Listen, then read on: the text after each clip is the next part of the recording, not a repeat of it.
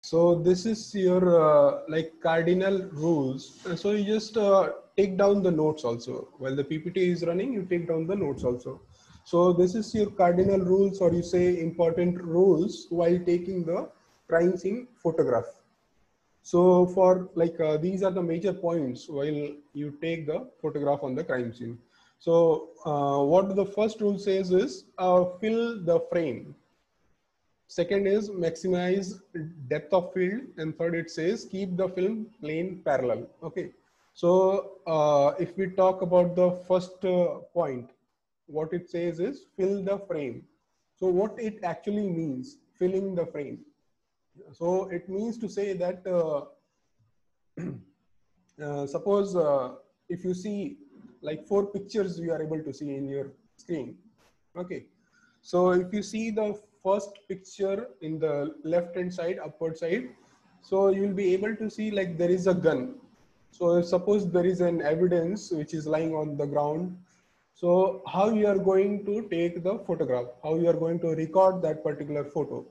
So in order to record that photo, so first rule is to avoid the unnecessary like whatever material is present along with your evidence. So once you enter into the crime scene, so for the photography, the rule is take the maximum photographs. Okay. So it doesn't mean that you go on taking n number of photographs and irrelevant photographs. So for that particular crime scene or any particular crime scene, first thing is we should know what needs to be photographed. Okay.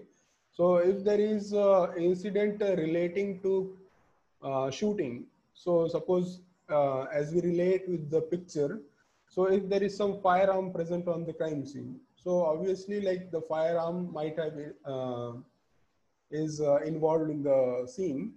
So the main important thing is here an evidence is your firearm. So if you need to photograph that firearm, so we'll also make sure that while photographing, while taking the record of the firearm, nothing unnecessary is being recorded or photographed into that particular photograph.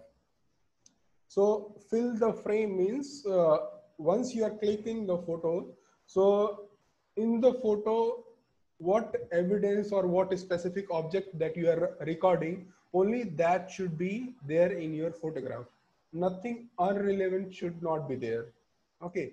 So if you see like on the right side of your screen, on the bottom side, you'll be seeing some extra object is also present.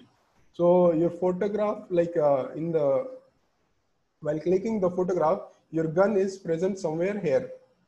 Okay. Can you see the cursor? Yes. Oh, Okay. so this is your photo. This is your firearm, which needs to be photographed. So if you are taking the photograph for your evidence, that should not comprise or that should not include these extra material. Okay. So we should fill the frame in such a manner that only that particular evidence, in this case, the firearm is there. So that full frame, while taking the photograph, your full frame of the camera should only capture that particular evidence and nothing extra should be there in the photograph. Okay. So that is what it is saying. Rule number 1, that is filling the frame or fill the frame of your camera with that particular evidence. Okay.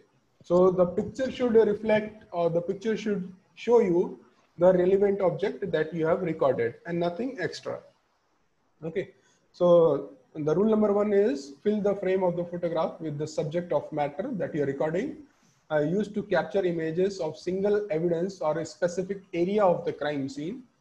Get closer to the primary object or the scene of interest, make bigger in the image captured, eliminate unwanted and unnecessary area. Okay, so this is your unnecessary area. So if you are taking a photograph, make sure that unwanted things you are not capturing. You are only capturing the what evidence is important to your investigation. Okay. So after that, suppose this is your second example.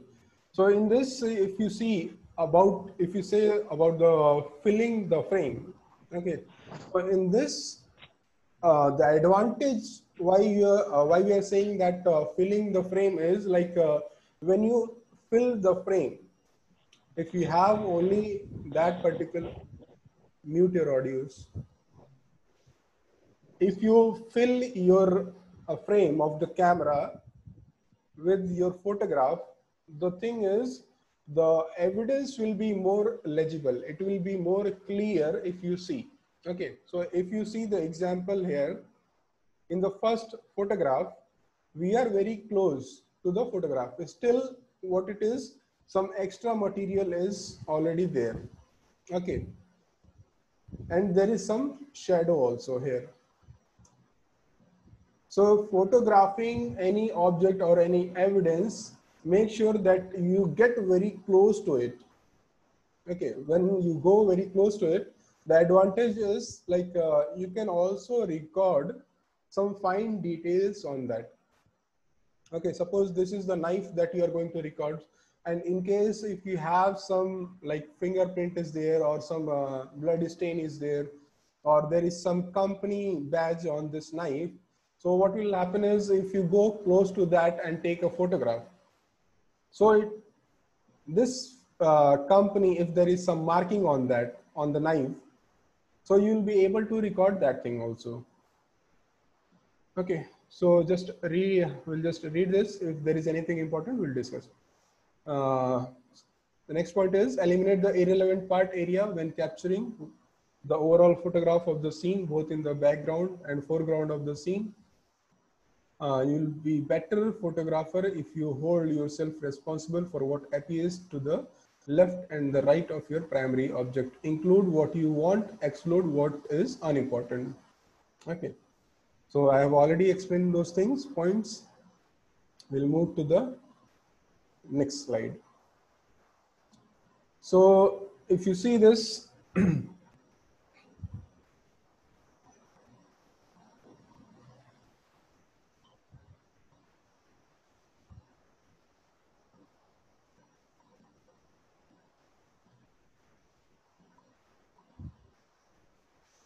so here one more important thing is like shadow control. Okay, so with the figures you'll be able to easily understand what this word shadow control means. Okay, the shadowless image are preferable to avoid confusion of light, exposure, and incomplete detailing of the image. Shadows are caused by sunlight or by reflection flashes.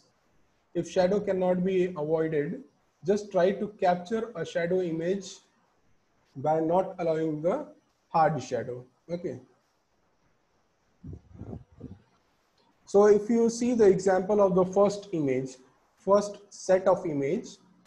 So the first image here, if you see, this is a skeleton that you are going to photograph. And if you see here, half of this image, your evidence, the half of the skeleton is in the shadow portion. Okay. So our duty or primary focus will be to avoid this shadow. So how can you do that?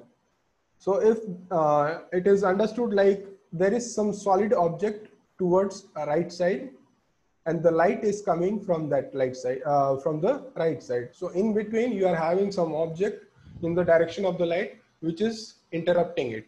As a result, there is some shadow on it. So what we can do is either you remove the object and let the light fall onto the subject, or an option is if it is not removable. So additional sources like giving the light from the additional light from the other side. So in this image,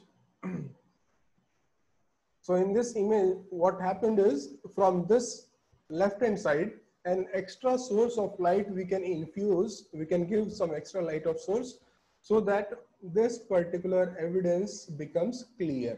Okay.